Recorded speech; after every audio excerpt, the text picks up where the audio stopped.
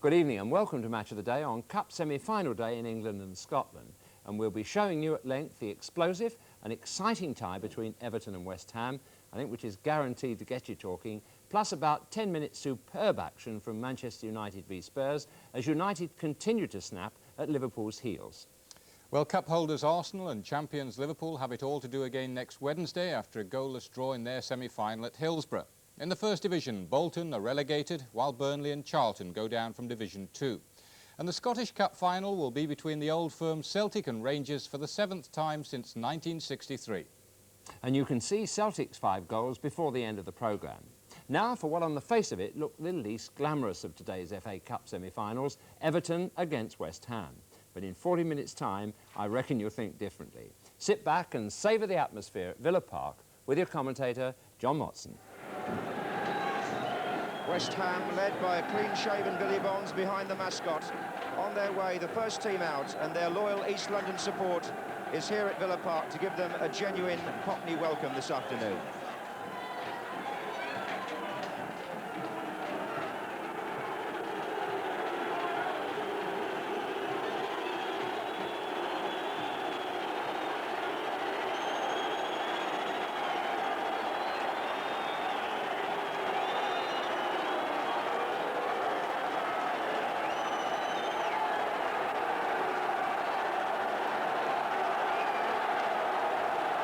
Everton today equal the all-time record of 18 semi-final appearances. It's their first FA Cup tie this season away from Goodison Park, but the reception they'll get from the Evertonians inside Villa Park makes it seem rather like home.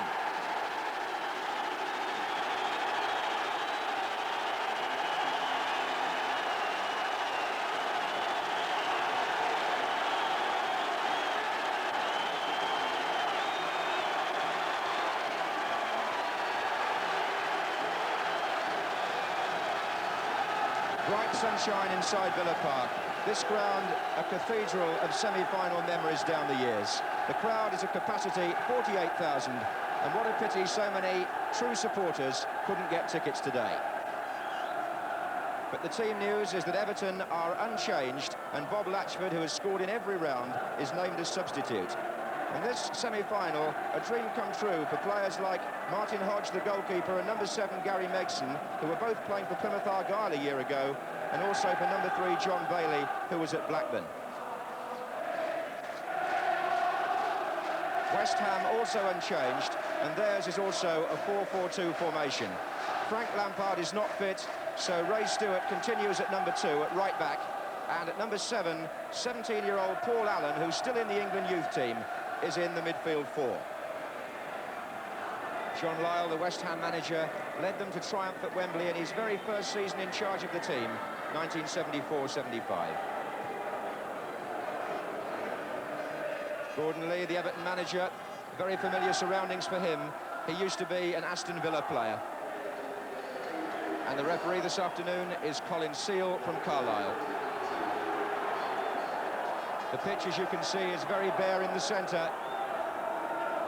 But it's Everton wearing all blue to start the semi-final, playing from right to left, and West Ham are wearing all white, and Brian Kidd tries the shot from the kickoff.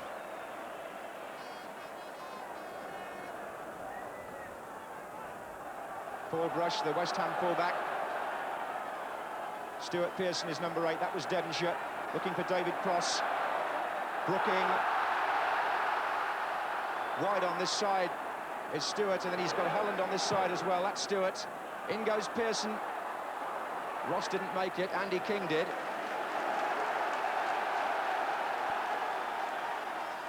Typical attractive West Ham move from the start. Pearson again the target, that's Billy Wright with him.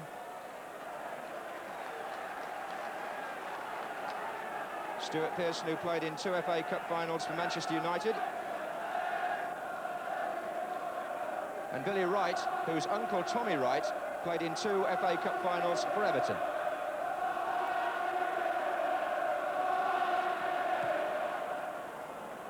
Kidd making himself available.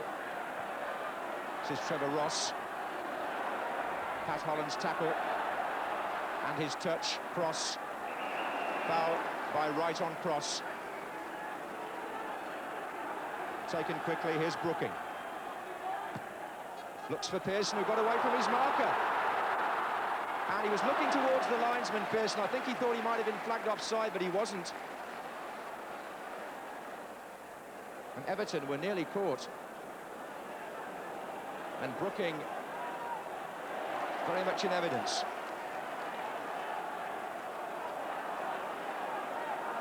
Pearson. Oh, given away. Peter Eastoe is playing up front despite the number 6 on his back for Everton. He's playing up front as Eastoe with Brian Kidd.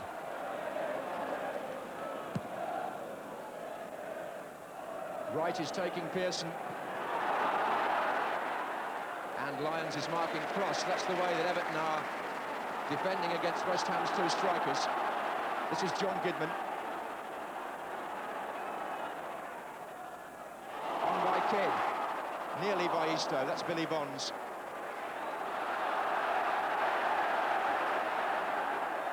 Stewart. He's got Pat Holland here, number 11. Devonshire's made a run on the left, way across the other side. This is Stewart. Pearson. Oh, Holland is in. And that's already offside. Holland was already offside before he crossed the ball. Cross just rolled it in, but Pat Holland clearly offside when he received the ball.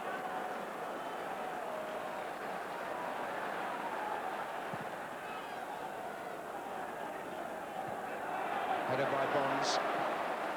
Foul, in fact, as well.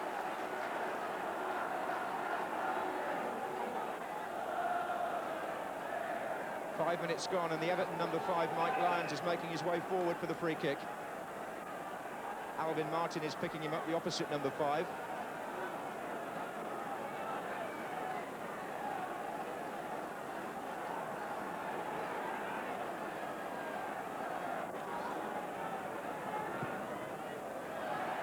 Those were the 2 players who jumped for it, and Lyons was penalised.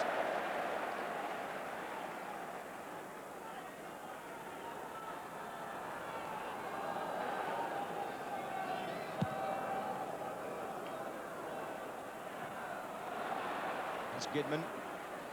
Devonshire leaving it for Brooking. Cross. Pearson in with Wright, foul by Wright.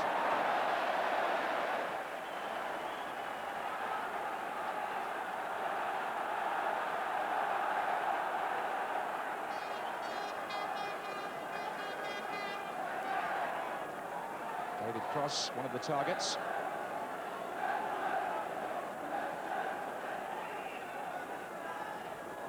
Taken by Brooking, on by Pearson, away by Asa Hartford. Here's Andy King. Kidd. Well played by Everton. King again. Eastoe's made the run through the middle. Oh, and Bonds missed it, and Eastoe is through. And Parks has made a crucial save. The most expensive goalkeeper in the world was called upon early. Here's Ross. Hartford. Bailey. Parks coming for this and taking it well. He'll have confidence now after making a save as important as that. Eastoe was through because Bonds made the error. Eastoe's shot was parried by Parks, and they all held their breath before it went just, for West Ham anyway, the safe side of the post.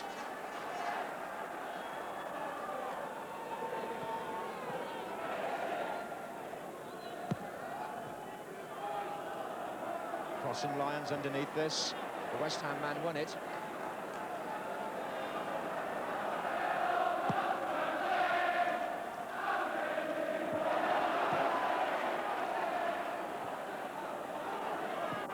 It's Eastoe. And put up by Stewart. The free kick quickly taken. Here's Bailey. Kidd. Bailey. Eastoe now in the centre, so is Mixon. King has made the run down the left, and it was young Paul Allen getting an important touch.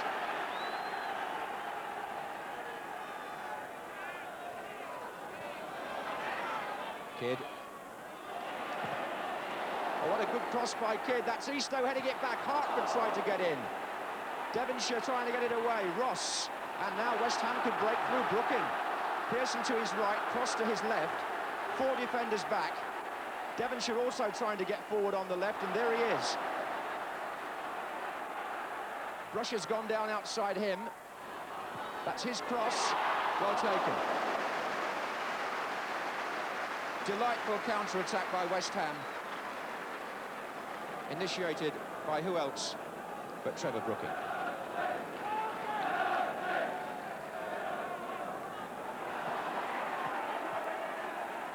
All very fast and furious and rather edgy. It's a typical semi-final so far. Here's Kidd. That's a measured ball. Bailey making a run in the centre is Andy King. There he is, he had it run on. Eastoe! What a good save by Parks. His second from the same player. And Peter Eastoe must have thought he'd scored. The ball played in from the left. And a good dummy early on, which let him run by King. And Eastoe got the touch. And Parks' concentration, magnificent. And here are West Ham with Devonshire. 4 other players in the attack. Brooking. Bit of a tangle between Brooking and Hartford. Now it's Kidd. Oh, he couldn't take it in his stride, John Gidman. Allen for West Ham, wanting somebody to make a run. It's Cross. Heading it down. Pearson is in there. Cross again. Holland. Pearson pulls away far post. Allen to Stewart. There's Pearson. Nice the way that David Cross took the defenders away to leave Pearson clear.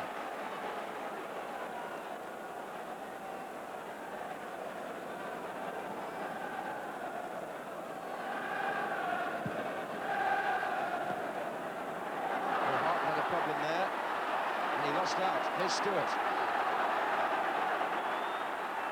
Still Ray Stewart. Oh, what a good save! Well, the shot was good to start with, but the save by Hodge matched what Parks had done earlier. Ray Stewart hit it so well, it was flying into the top corner, and the goalkeeper turning it round.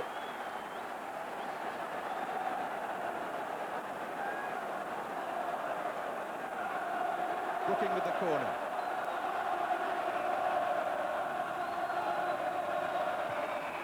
Foul. Free kick to Everton.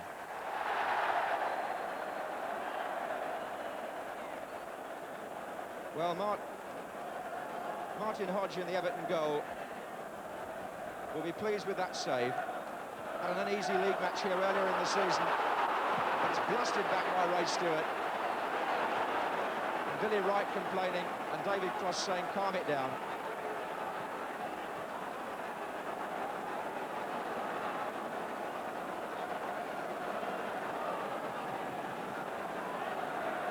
So no score, but fine goalkeeping at either end has been a feature of this first half.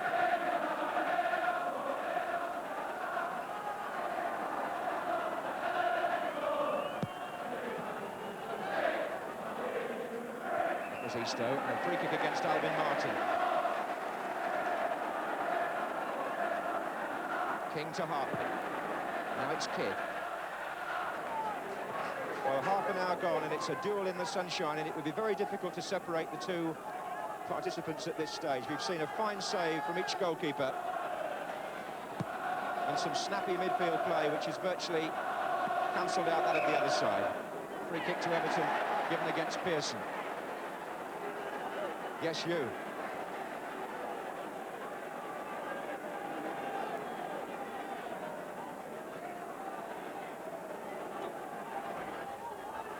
Martin. Well, that's a bit short, and Parks had to come all the way, and he almost kicked the ball into Bonds. Alvin Martin's back pass not very well weighted.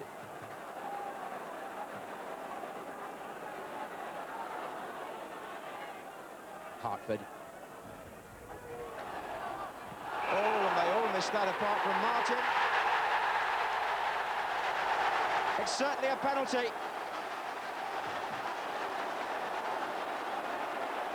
Devonshire is complaining and being shown the yellow card, but a penalty has been given.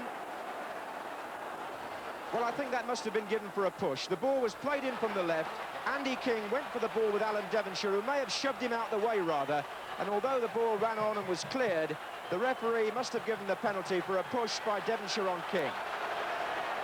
And I think we're going to see a change of penalty taker when the referee finally finishes the bookings, because Trevor Ross has given the job up, having missed the last one against Bolton last week.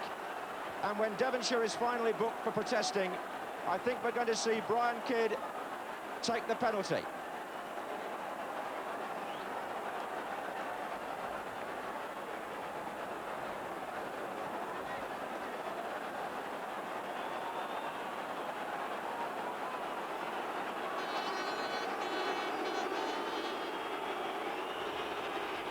So Kidd against Parks. And Everton are in the lead. Brian Kidd the scorer, and it went right in the middle of the goal. Goalkeepers have to go one way or the other, and Parks went to his right, and the shot went virtually where he'd been standing. And still West Ham protest about the referee's decision. Ray Stewart has gone across. Devonshire's already been booked. And the referee is threatening to send Stewart off.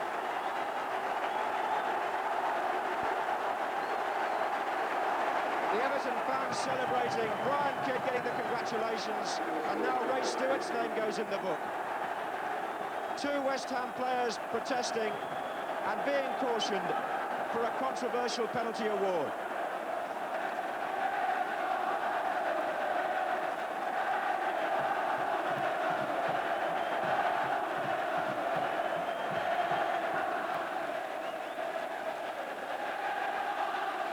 So West Ham go a goal down, and Everton, the sound of their supporters fills Villa Park.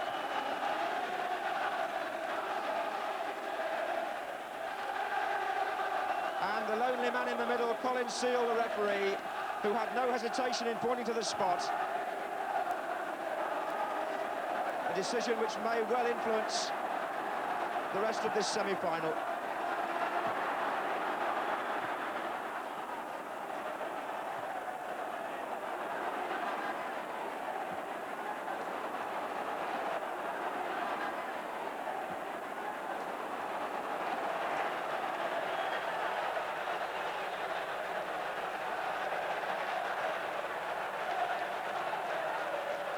And now a yellow card is shown again. Trevor Ross being called to the referee. And tempers rising here. Ross going in the book this time.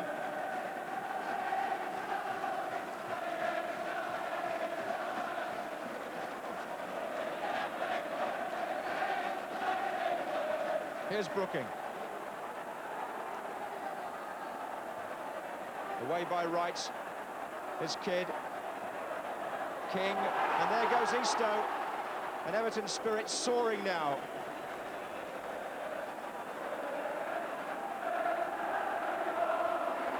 Oh, that's awkward. Stewart's in trouble. And I think West Ham will be very glad to hear the half-time whistle.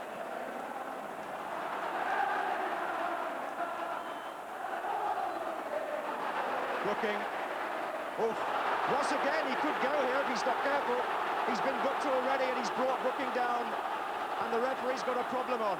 Trevor Ross has just been given the yellow card and he was late on Brooking. Now, what does the referee do? Only one man since the war has been sent up in a semi-final. And the referee gives Ross the benefit of the doubt.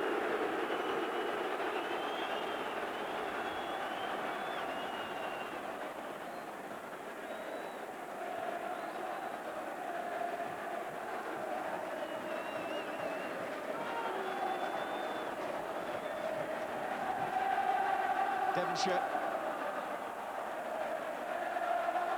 Allen.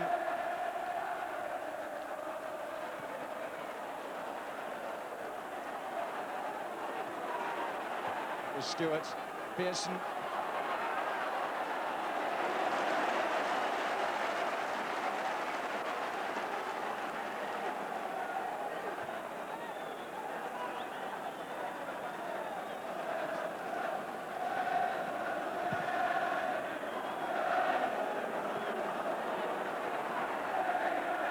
Stewart.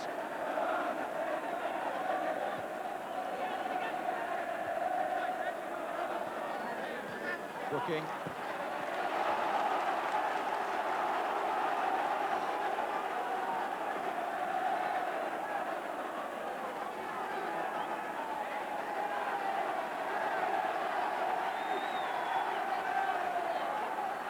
And the end of the first half, with Everton leading by 1-0. And what a controversial moment that was. 4 minutes before half-time, the ball played in, and I can only think the referee thought there was a push there, which gave Brian Kidd the chance to score from the penalty and left John Lyle's West Ham feeling at half-time rather hard done by. A group of Birmingham schoolboys improving their football ability under the Football Association's Super Skills coaching scheme, which was on view at Wembley on FA Cup final day last year and will be so again this year.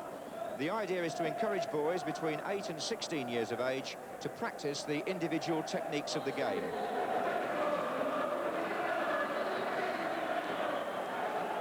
So Alan Devonshire, whose foul on Andy King was the reason for the penalty, sees his side start the second half a goal behind.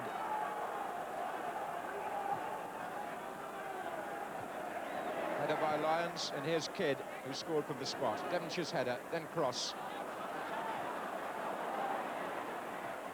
Here's Bailey. Looking for Eastoe, who gave West Ham a few problems early on.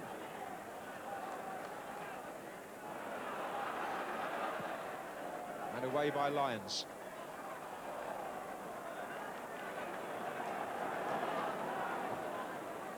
Kidd letting it run to Hart, and that was a nice dummy. And just one defender too many. It was Billy Bonds on Asa Hartford, and a nice spirit too between the two players. Devonshire.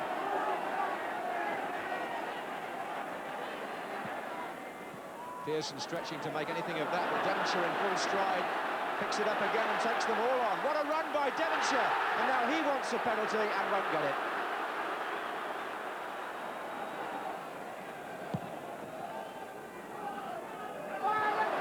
Shove in the back it might have been, but in the end Bonds and Martin between them, seeing the ball back to safety. Everton still leading 1-0, but West Ham looking all the time for a way to get a grip on the game. They're certainly doing so in midfield slowly, but they do need rather more from their front two, I would think, at this stage. Bonds and Martin have pushed forward to help them. Taken by Brooking. Up went Billy Bonds. What a save! Bonds sunk to his knees then. And Hodge produces his second outstanding save of the match. Bonds' header was bound for the far corner. And this time it's the left hand that turns the ball round. Away by Gidman. Brooking. Oh, they're all in there again, including Alvin Martin. And well played by Andy King. And now Kidd.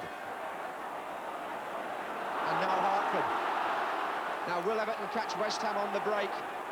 Not this time. Well, West Ham making a tremendous fight of it, and this fellow Bonds is leading it.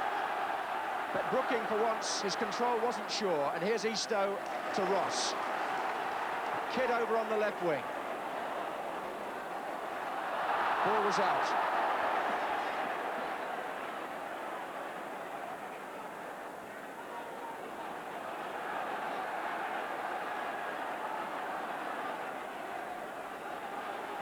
Stewart, offside against Cross.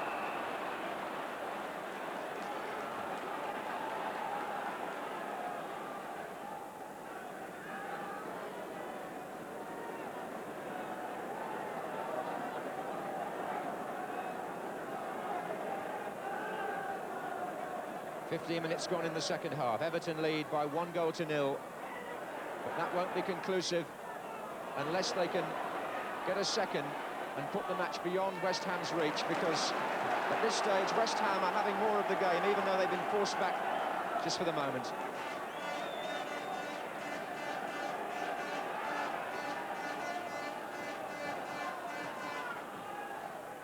Hartford.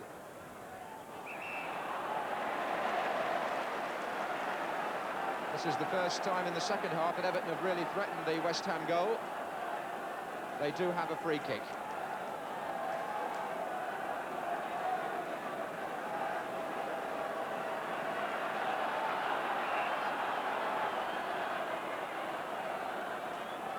Taken by Hartford.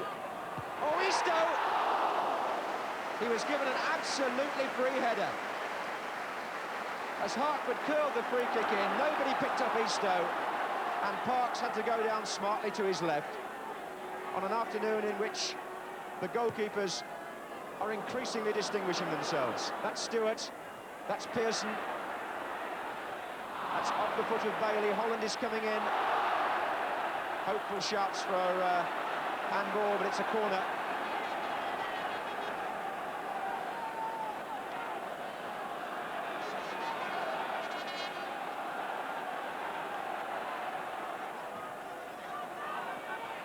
Away by King, but how far? Driven off by Ray Stewart, appeals for handball. I think it was Ross that was flattened by the shot, and West Ham thought it was a handball.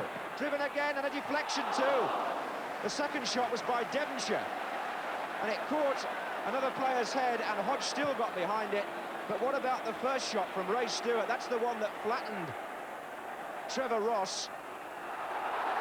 Oh, what a tangle on the far side, and the linesman having to go in and separate the two players. It's all getting out of hand again.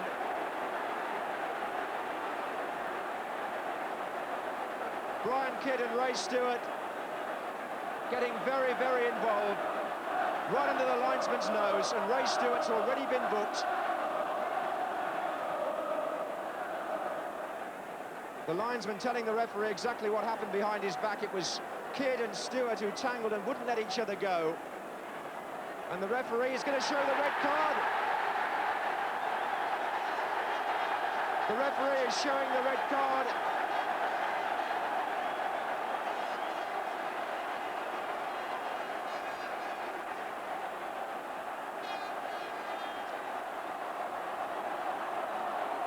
Now what's going to happen here?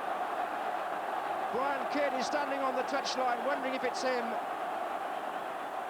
Brian Kidd, who was sent off earlier this season against Wigan in the FA Cup, and Ray Stewart, the number 2 of West Ham, is also had the yellow card earlier today, and the linesman and Kidd are still talking, and still the arguments go on, and finally Kidd is being urged to go off. Brian Kidd is sent off for the second time in the FA Cup this season for fighting with Ray Stewart.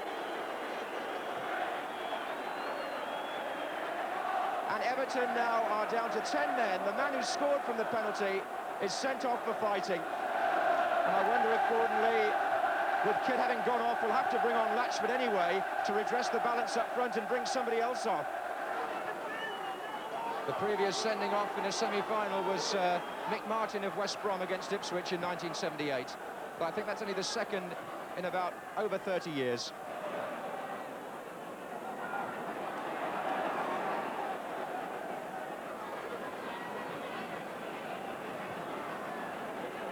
Pearson is still being checked by the referee as play goes on. This is cross. Holland.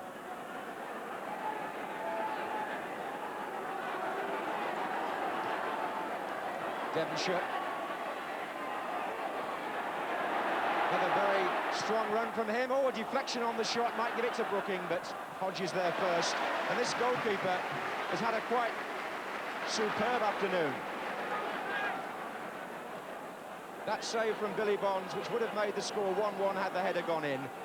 Well, that'll be remembered by Evertonians for a very long time. 20 minutes to go. West Ham a goal down, but still coming forward. And don't forget, they're playing against 10 men. Brooking is in space here. Pearson in the centre. Pearson's going in. It's there. Pearson, near post. A goal superbly made by Brooking and typically tucked away by the former England centre-forward, Stuart Pearson.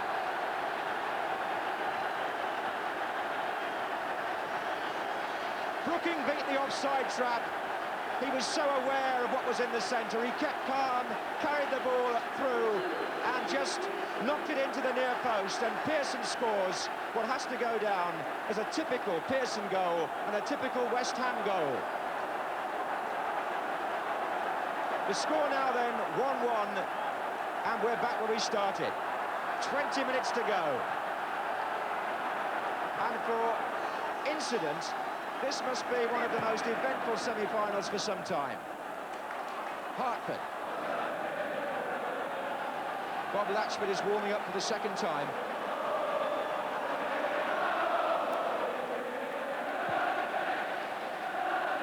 Megson, Devonshire. Holland, who's played so well out there on the right. Devonshire again. And the back heel finds Holland following up. Holland's shot! Side netting. But what a great move. He began that, Pat Holland, by playing the ball down to Devonshire. He just kept running and the ball was back in his stride. And he's rapidly making himself a candidate for man of the match. 15 minutes left.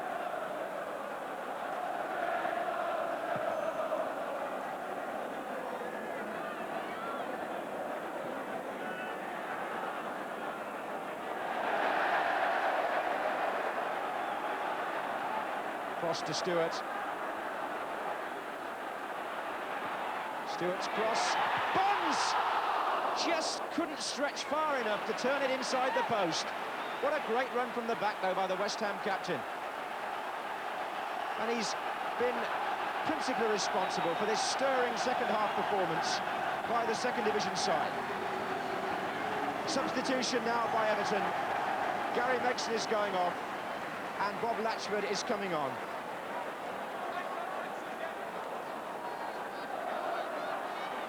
Latchford has scored in every round of the FA Cup, as I was saying earlier, and he's being asked to do so again now to put Everton back where they were.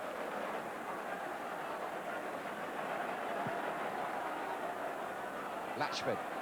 King. Oh, and Andy King spoiled that.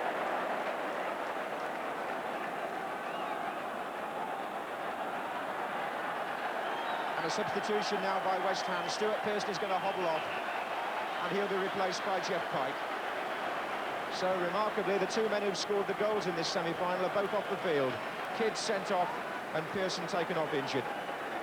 And they've left the match standing at 1-1. Now Bonds for West Ham. That's meant for Pike. Billy Wright in the way.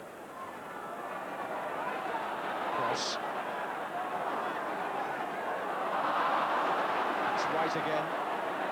Latchford had started his run and had to check. Hartford. Now Latchford. Gidman. Hartford's run down the right wing.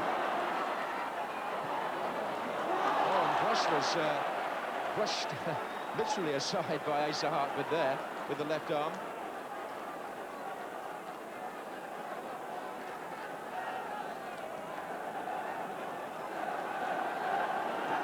So Gidman with the throw. Easter on the near post, a chance here for Latchford. It's still free, and Latchford couldn't force it over the line. Well, West Ham's hearts were in their mouths there. And I don't think for a moment even Parks knew where it was. It was flicked on by Eastoe, and Latchford, with the ball free, just couldn't get the finishing touch, and it was scrambled away and finally cleared by Brooking. So with 2 minutes of normal time left, here's Paul Allen for West Ham to cross. Stewart, in goes Pike. Allen is in there! Oh, it's a goal! No, it's not. Offside. The flag's up. The flag's up. Not given. The linesman on this side was flagging.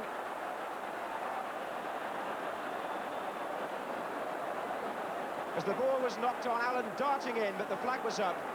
And West Ham thought they had a winner, which was wiped out.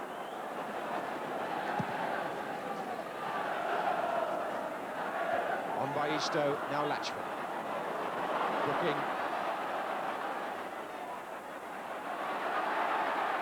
Oh, it was tremendous stuff from Brooking. Cross now, out to Devonshire. Pike is in the centre. Pike is coming in, he got pushed over, did he? Allen's shot went wide. Jeff Pike felt he was fouled in the middle.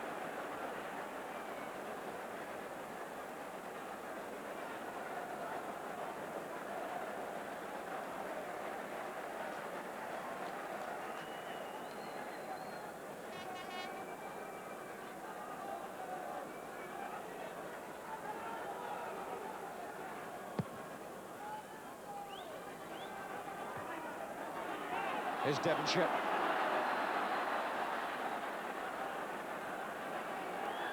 Ray Stewart over on the right wing. Devonshire again. West Ham have controlled the greater part of the second half with this midfield play, but Everton have still got time perhaps to try once more themselves. Here's Andy King. Eastoe is well forward. Latchford is on this side. There goes Eastoe! And Park so quickly off his line for another vital save.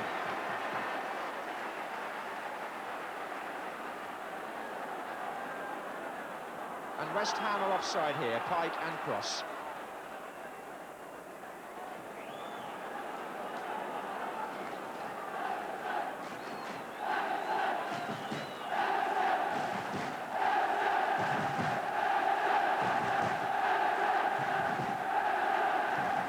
So it's beginning to look very much like a replay as Everton have a free kick deep into injury time, taken by Billy Wright.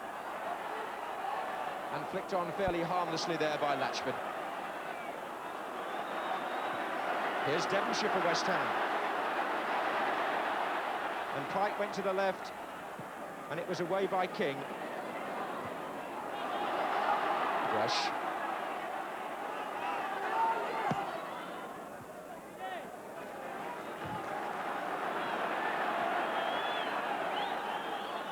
Looking. Allen. Cross had started his run. That was played for Billy Bonds to come through.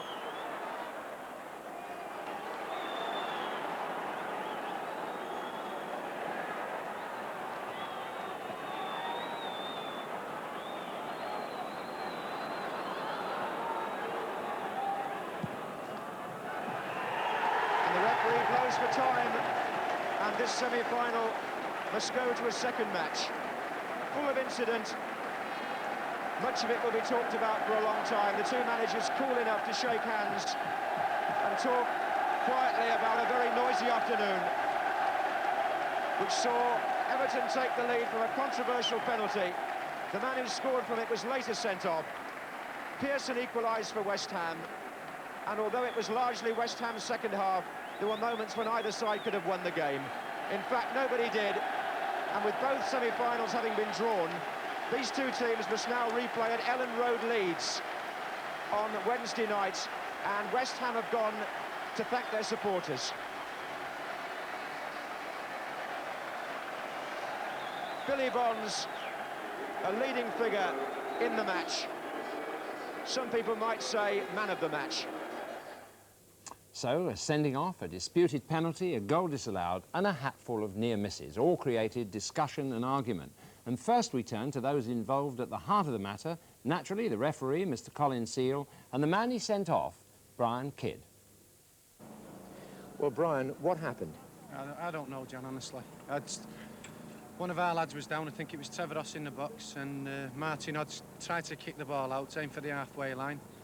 And the right back kept in, and I just went for the ball, and like we both handled with one another, like, but it was nothing.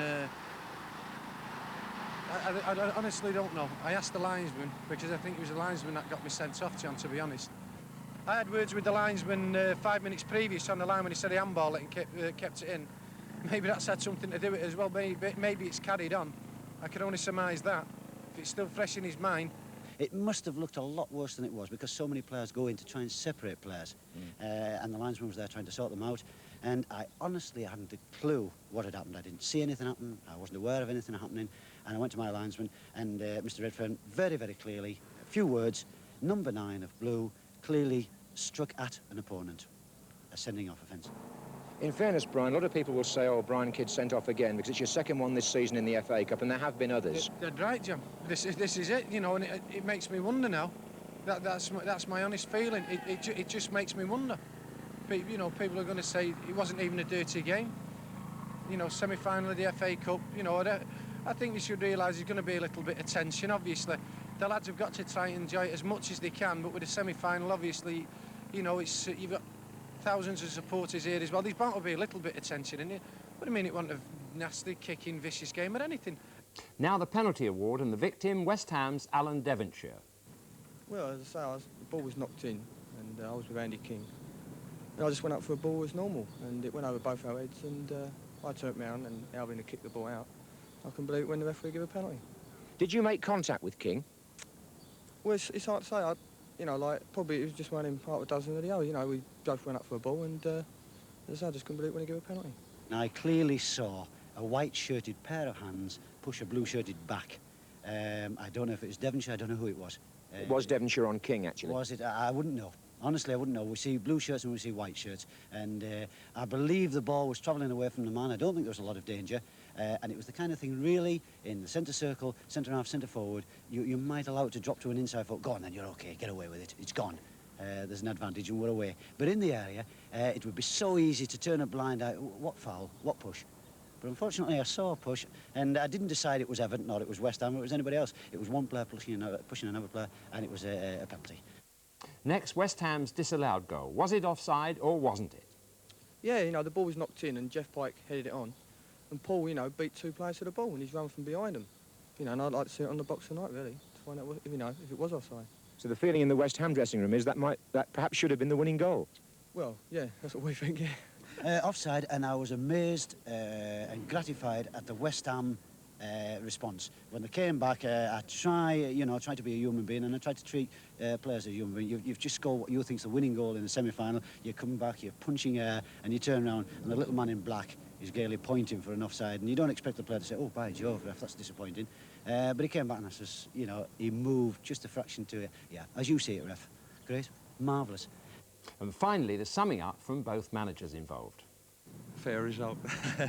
No, there was so much incident and drama in the game, and I think probably not a game for the experts, but a great game for the fans. Naturally, I'm pleased. The first half we were under probably a lot of pressure, and we felt we would have to battle through the first half, and then we had the penalty against us, and the lads were a little bit disappointed and dejected at half-time, but the great thing from my point of view is that they got their heads up in the second half and they went out and played, and I'm pleased for our fans who've travelled, because I think in the end we deserved another match. Any thoughts about the replay now? Well, not really. Yeah. I'd like to think that we could play like we played in the first half. I'd be very, very pleased. And obviously, we would be without Brian. And I would like to sort of start with 11 to finish with 11. I think that would be nice. But it's another day. It's a different ground. It's a night match, floodlights, completely different thing. But I think it was a good game today for the public. I suppose I was pleased in many ways, but a little bit disappointed. Not an easy game to referee, and it's refreshing to hear the referee's point of view. But I do think today's decisions went Everton's way, and we all accept that the referee's decision is final. He judges it as he sees it, and he cannot judge what he or his linesmen do not see. But if referees blew the whistle every time two players jumped ahead or missed the ball, you could get 10 penalties a game. On that score, I thought Alan Devonshire was unlucky. The ball's lobbed over here, and Andy King sort of backs into him as he comes forward to head it. Neither actually is at the pitch of the ball. And the referee is perfectly on the spot, and at the end of the day, I wouldn't query with his decision that he did see a push as Devonshire went forward.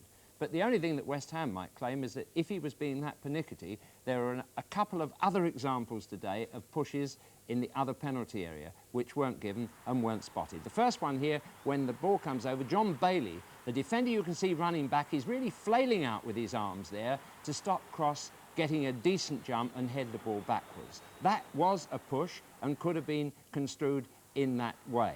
And here's the next one now. Gidman's the man who's pushing Pike as he falls to the ground as that cross came over. So there were a couple of examples there where, as I say, if you'd been pernickety, you could say, well, maybe West Ham could have had a penalty or two themselves to balance up the other one. But, of course, they may not have been seen. And also, West Ham might have thought they'd scored the winning goal from that when an offside decision was given. And we looked at this a few times because we find that linesmen are deadly accurate in these decisions, nearly always they're right. But when we looked at that angle, we thought that linesman was wrong, because you can see that Allen comes on a late run there and was clearly in an onside position when that ball was flicked on with the head. But then we took another look at the normal angle, and this time the mystery was solved. There's the moment the ball was headed, and you can see Trevor Brooking at the top of the picture there in an offside position and judged to be interfering with play. So once more, the linesmen were proved right. They really are deadly accurate on that. However you think they're doing the wrong thing, nearly always they're in the position to make the decision, they do. Injury news, Pat Holland sadly might miss the replay because of an ankle injury. Stuart Pearson probably will be fit, and Mick Lyons with his cut eye, well, it's going to take a lot to keep him out of that replay, and I don't think it will. But we can't tell you the result of the replay, but we can tell you what happened in the other cup ties today, Bob. Well, the closest anyone came to breaking the deadlock in the other semi-final was 4 minutes from the end when Arsenal's Brian Talbot, chasing his third successive Cup winners' medal, hit the Liverpool bar. Liverpool manager Bob Paisley said, early on we were in control, but now we must start again. And Arsenal's Terry Neal said it was a tight game and it will be again in the replay at Villa Park on Wednesday. Today's game, incidentally, produced receipts of £192,000 from the 50,000 crowd, and that's a record for a cup tie outside the final. Up in Scotland, the cup holders Rangers reached the final again when their captain Derek Johnston scored the only goal of the game against Aberdeen. There was a bit of needle in that match, and Rangers had 4 players booked, which cost them £1,200. All 4 semi-finalists receive £3,000 from the sponsors, with £300 deducted for each booking. Shortly, you'll see the goals which took Celtic through against Hibs, who may now release George Best. The club said today there's no point paying him £2,000 per game. Now we're out of the cup unrelegated. Well, thank you, Bob. And while Liverpool and Arsenal were adding to their fixture problems by drawing 0-0, Manchester United had the opportunity this afternoon to move to within 2 points of Liverpool and put further pressure on them. Their opponents today were Tottenham. And before we join the action, just after the start, here's Barry Davies with a rundown on the teams. That's the Manchester United lineup, endeavouring to keep the pressure on Liverpool. And it includes, as a starter for only the 3rd time this season, young Andy Ritchie, whose first game was indeed at Tottenham in the League Cup at the end of August. On the injured list are Lou Macari, Jimmy Greenough and Ashley Grimes, so Kevin Moran gets a chance at substitute. He hasn't been in the first team since December. Spurs stick to the lineup, which won at Wolves and then lost at home in the North London derby to Arsenal, and that means a 3rd consecutive game at number 11 for Tony Galvin.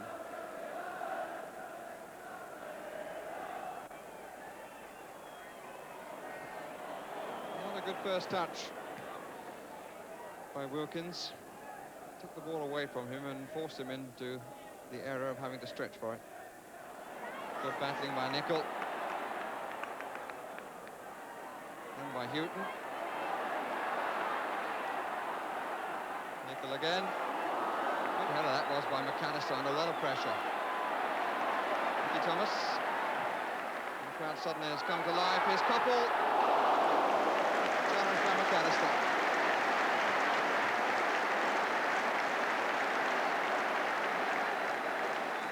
This kick by Yorath. It's McElroy. Probably wish now that he'd have hit it first time.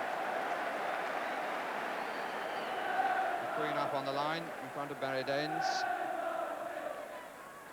curling a lot, and Daines was nowhere near it. It's Miller who got it out. Too many cooks. Wouldn't have counted anyway, an offside decision.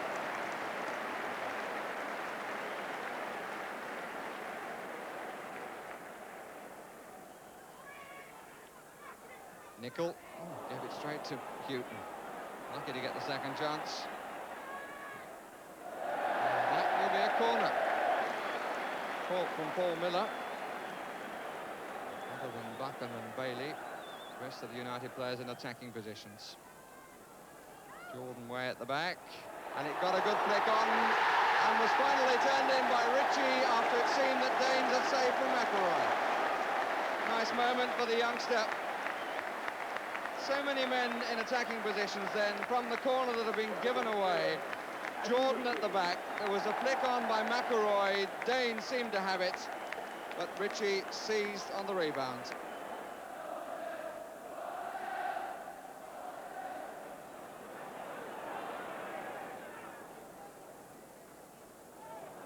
Pratt. McQueen. McElroy, Thomas to his left. Faced by Hoddle.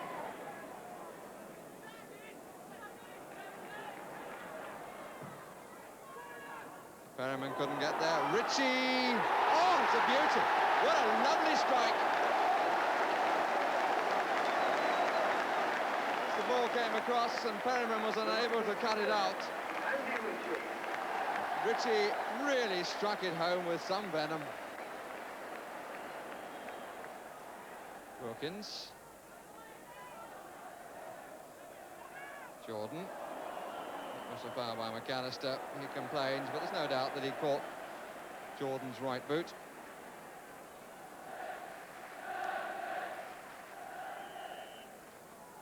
They've seen one at the Stretford end and they want to see more. Ritchie. Thomas. Delayed to cross his Ritchie, and it's going in! And that's his hat-trick! All around the ground, they're applauding the 19-year-old. And he salutes the Stretford end. A great bit of credit there to Mickey Thomas, who held off before pulling the ball across, and Ritchie pushed it through to find its way in.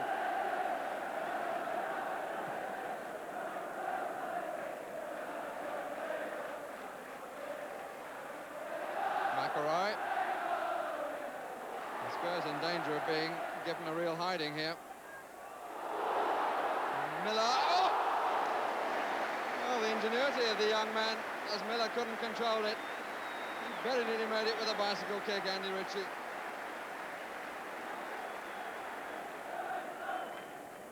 Jareth. Ardiles.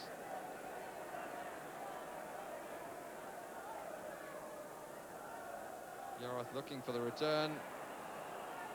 And the free kick has been given against Buchan. What can only be described as a shoveling action on Jones. Tony Galvin has been replaced by Jerry Armstrong, who's missed the last 3 games. Ardiles takes. Oh! And nobody moved at all, and it hit the inside of the post past the statuesque Gary Bailey, who clearly did not see McAllister.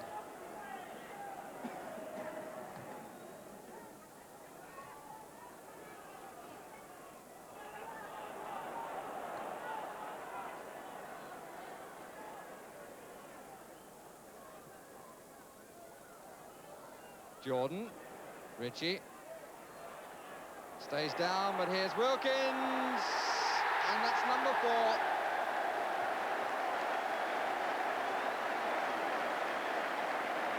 Spade work done by Jordan. Ritchie went down in the move, but Wilkins was able, in spite of Barry Daines getting a hand to it, to finish the work that Jordan had started. Hoddle. That's the keeper's. Got a right hook to it.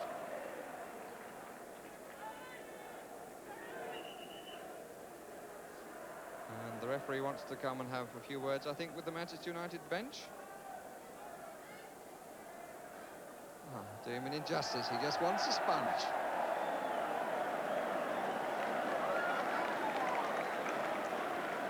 But it is pretty warm out there.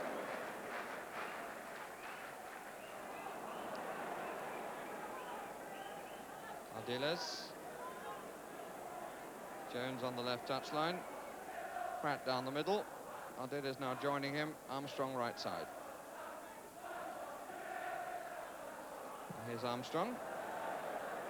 Not quite what he intended, I feel. Ardiles. Pratt. Too many there. Still Pratt! And it came back off the crossbar and now over the top. Pratt thought that he had his usual something to show from a visit to Old Trafford. Perhaps emphasising that United have made quite a few mistakes at the back in the sunshine. Well, they've won the match comfortably. A result which keeps the pressure on Liverpool, and a memorable afternoon for Andy Ritchie, the second hat-trick of his career. And he will be hoping he doesn't suffer the same fate as last time, when he scored 3 against Leeds last season and was dropped for the next match. Final scoreline, Manchester United 4, Tottenham Hotspur 1.